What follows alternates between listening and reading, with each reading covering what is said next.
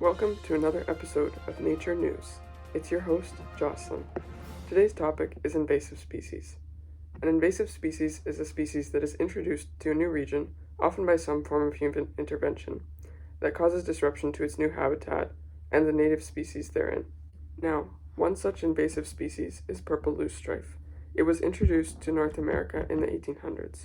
The pretty flowering plant, scientific name Lythrum salicaria, was brought over from its native Europe and Asia as an ornamental plant, as well as via seeds present in soil, which was used as ballast in ships.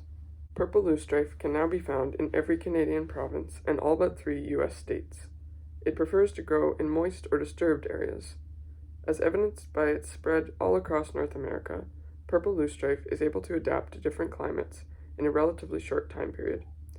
There are a few other reasons that the plant was able to successfully spread far and wide. One of those is the sheer number of seeds it produces, up to 2.7 million from a larger plant in one growing season. These seeds spread primarily through water sources which the plant grows alongside, but may also be transported by wind and animals. Purple loosestrife is a perennial.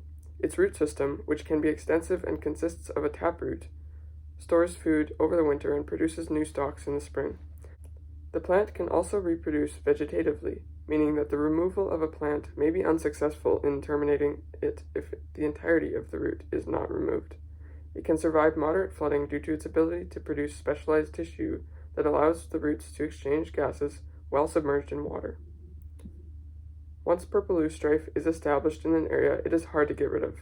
It has many negative impacts on biodiversity. For one, it competes with native wetland plants. According to the Invasive Species Center, in some places, purple loosestrife stands have replaced 50% of native species. It alters nutrient cycling and decomposition rates, as the leaves undergo decomposition more quickly than other plants. It has also been documented that many wetland bird species do not nest on purple loosestrife, therefore it may be impacting the survival of more than just native plant species.